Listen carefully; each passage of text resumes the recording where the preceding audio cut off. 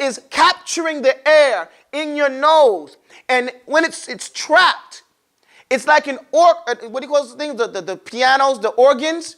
The boom, boom, boom, boom, boom, boom. They have the air blowing in them. The reason why the sound comes out different based on how much pressure you put in your nose. Do you understand that? So because your nose lets the air come out. If the air comes out, you get a different sound. Where you blow this air out. So you say an.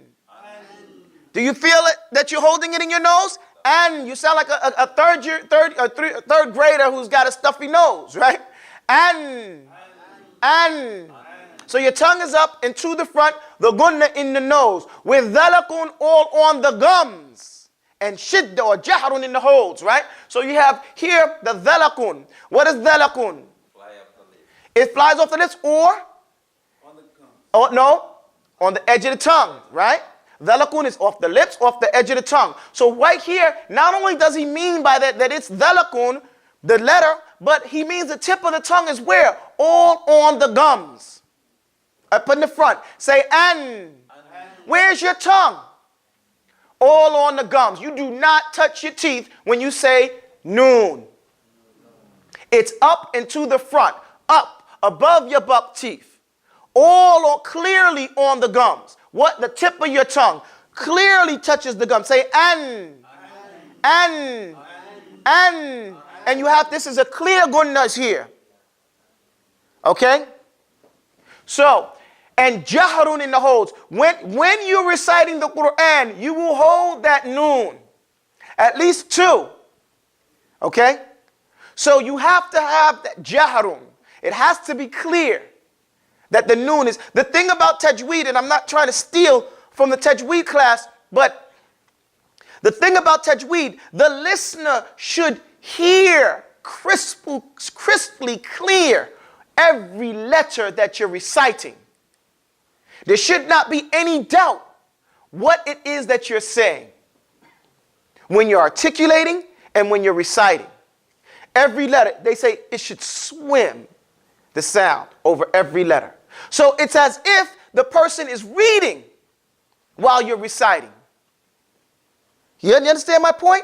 Because they can hear and they can enjoy that. Oh yes, I can see exactly and hear what is being said. Because you're pronouncing it. You have clarity in your enunciations. Does that make sense? No. You're giving every letter haqqahu. Every letter, it's right. Min sifatin laha wa mustahaqqahu. From its sifat and those things that are tied to its sifat, like here in noon, as the letter changes, as it mixes with each other letter. Okay? That's what we call tajweed. Then it goes here. Tawassatun and fathun. The noon has istifal. The noon starts off flat in the tongue. Noon, say an. So you open that mouth. So that's that fathun. Tawassat, you can't hit it hard. That's going to be, that's an id. You see, the tongue goes almost to the exact same makhraj. The dal makhraj, say id. Say da. Say na. Same makhraj, right? One is a little higher, one is a little lower. Say na. Say da. Is it not the same place? No. Feel it. Id. In.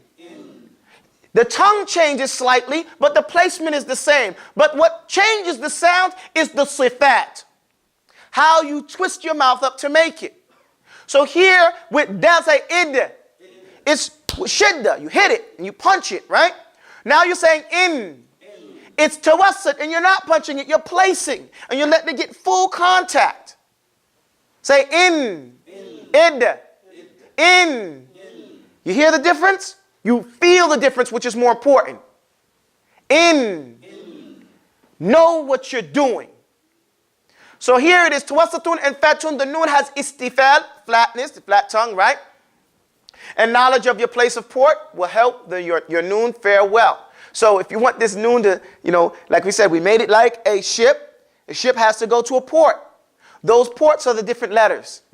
So knowledge of those letters that you're going to will help you pronounce the noon properly, which is the basis and the fundamental of all tajweed. قولوا قولي هذا واستغفر الله لي ولكم والسلام عليكم ورحمة الله وبركاته. Okay, let's go to tafsir.